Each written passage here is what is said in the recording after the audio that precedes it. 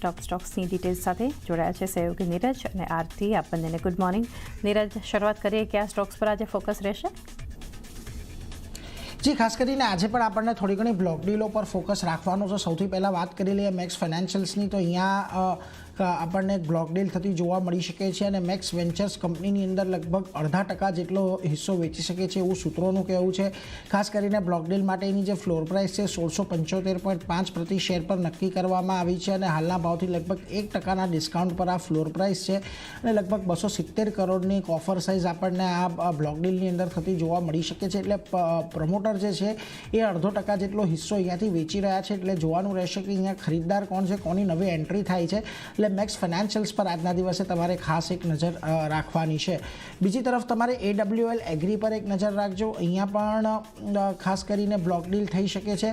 હવે AWLની જે parent company એક સમયે અડાણી હતી તેણે તો ઘણો બધો હિસ્સો વેચી નાખ્યો હતો, પરંતુ હવે જે બાકી રહેલો 7%નો હિસ્સો છે તેઓ પણ અહીંયાથી વેચી શકે છે અને 275 પ્રતિ શેરની ફ્લોર પ્રાઇસની અંદર અહીંયાથી આપણને આ બ્લોક ડીલ થતી જોવા મળી શકે છે. જો કે બહુ વધારે મોટા ડિસ્કાઉન્ટ પર નથી, 0.5%ના ડિસ્કાઉન્ટ પર આપણને આ બ્લોક ડીલ થતી દેખાશે અને લગભગ 2500 કરોડ જેટલી મોટી એક બ્લોક ડીલ હોઈ શકે છે. એટલે અહીંયાથી એક ધ્યાન રાખજો, આ બિઝનેસમાંથી અડાણી ગ્રુપ સંપૂર્ણપણે બહાર થઈ રહ્યું છે, જે એક બહુ વધારે મહત્ત્વની વાત છે. એટલે એના પર એક ફોકસ ખાસ કરીને રાખીશું, કારણ કે લગભગ છેલ્લા ઘણા સમયની અંદર આ પહેલો એવો બિઝનેસ હતો લિસ્ટેડ સ્પેસની અંદર કે જેમાંથી અડાણી ગ્રુપ સંપૂર્ણપણે બહાર થઈ રહ્યું હોય.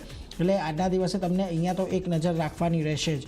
પરંતુ અન્ય એક મહત્ત્વના સમાચાર આજે તમને TCS તરફથી આવતા દેખાયા છે. જુઓ, હમણાં જ્યારે પરિણામ આવ્યા હતા ત્યારે કંપનીએ જાહેરાત કરી હતી કે તેઓ એક મોટું રોકાણ ખાસ કરીને ડેટા સેન્ટરની અંદર કરવા જઈ રહ્યા છે અને એ દિશાની અંદર તેમણે એક મહત્ત્વનો નિર્ણય કર્યો છે.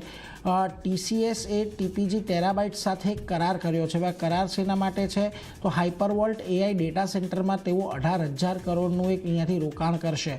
હવે હાઇપરવોલ્ટ જોઈન્ટ વેન્ચર છે એમાં TCSની લગભગ 51% ભાગીદારી હશે અને TPG જે છે એ ખાસ કરીને અહીંયાથી 8,820 કરોડનું રોકાણ અહીંયાથી કરી શકે છે અને આ જોઈન્ટ વેન્ચરની અંદર એમનો લગભગ 49% જેટલો હિસ્સો અહીંયાથી હશે અને જેવી માટે તેઓ ડેટ દ્વારા વધુ 4.5 થી $5 બિલિયન એકત્ર કરી શકે છે.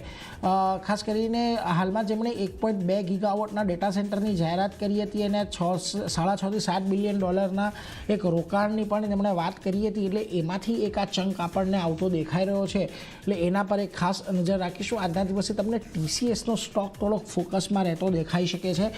ઘણા સારા સમાચાર છે, જોઈએ આજે માર્કેટ કેવું રિએક્ટ કરે છે. પરંતુ બ્રોકરેજ તો અહીંયાથી TCSને થોડીક સલામી આપી રહ્યા છે, કારણ કે જો મોર્ગન સ્ટેનલી ઓવરવેટ કોલ આપી રહ્યું છે, 3430ના ટાર્ગેટ આપી રહ્યું છે અને ખાસ કરીને તેમનું એવું કહેવું છે કે આજે જાહેરાત થઈ છે એના પર થોડીક વધુ સ્પષ્ટતા આવે કે કયા પ્રકારનો રોડમેપ આ બિઝનેસની અંદર તેઓ એસ્ટાબ્લિશ કરવા માંગે છે.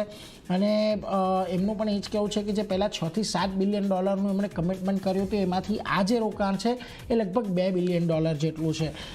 JP મોર્ગન પણ કહી રહ્યું છે, ઓવરવેટ કોલ આપી રહ્યા છે, 4050ના ટાર્ગેટ આપી રહ્યા છે અને ખાસ કરીને એમનું કહેવું છે કે આ ડીલથી કંપનીનું જે કેપેક્સ ની જે એમણે વાત કરી હતી એ ડાયરેક્ટ આઉટલે લગભગ $1 બિલિયન જેટલું થશે, જેમની ખાસ કરીને તેમણે 5-6 વર્ષની અંદર રોકાણ કરવાના રહેશે. એટલે એના પર એક ખાસ ધ્યાન રાખજો આજના દિવસે TCS. કારણ કે જો આપણે ઘણી બધી ચર્ચાઓ પણ જોઈ હતી કે ઇન્ડિયન IT કંપનીઓ AIની અંદર કે ડેટા સેન્ટરની અંદર નથી જઈ રહી, એની સામે TCSનો મોટો નિર્ણય આજે આપણને સામે આવી રહ્યો છે, જે એક વધારે મહત્ત્વનો હોઈ શકે છે. એટલે એના પર એક નજર રાખીશું. આગળ વધીએ. અન્ય આજે ફાર્મા કંપની પર નજર રાખવાની છે અને એમાંથી સૌથી પહેલાં આલ્કેમ લેબોરેટરીઝ પર નજર રાખજો, કારણ કે એમણે ભારતની અંદર એક DSS D Simona original formulation એમણે પ્રોબાયોટિક લોન્ચ કર્યું છે.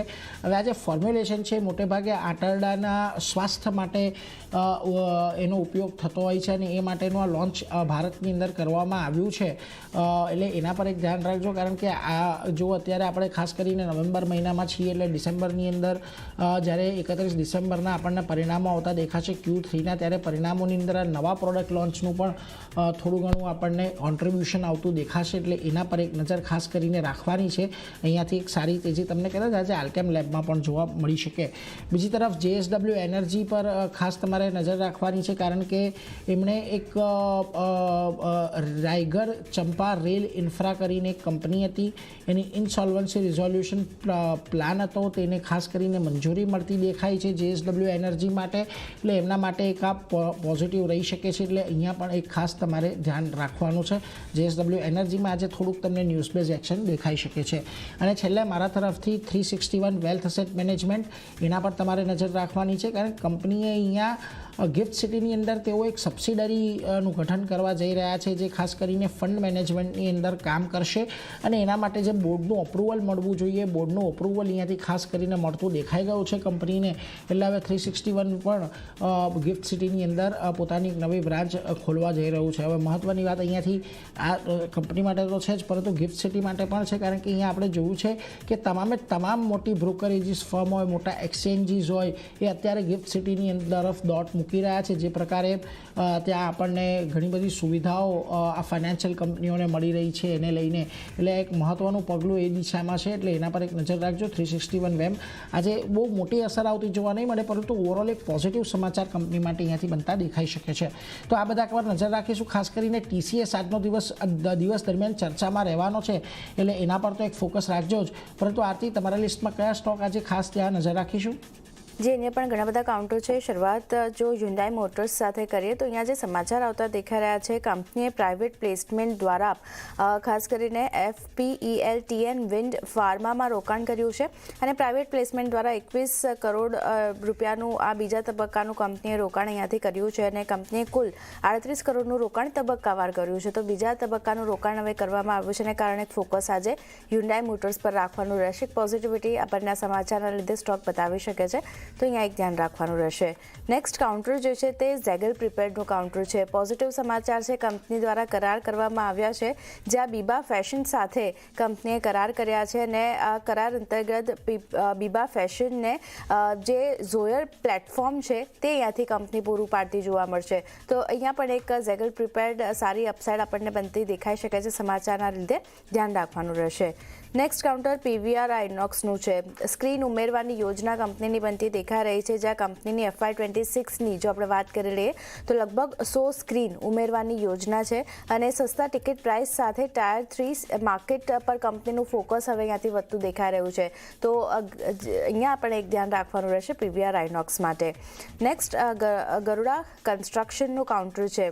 મેનેજમેન્ટને લઈને અહીંયા સમાચાર આવતા દેખાઈ રહ્યા છે, જ્યાં કંપનીએ શાંતિલાલ ગગ્ગરની COO પદે નિમણૂક કરી છે, અને શાંતિલાલ ગગ્ગરે 20 નવેમ્બર 2025થી પોતાનો કાર્યભાર જે છે તે અહીંયાથી સંભાળ્યો છે. એટલે ગઈકાલથી તેઓ પોતાના પદે આવ્યા છે. તો એક મેનેજમેન્ટને લઈને જે સમાચાર આવતા દેખાઈ રહ્યા છે, અહીંયા પણ એક ધ્યાન રાખવાનું રહેશે.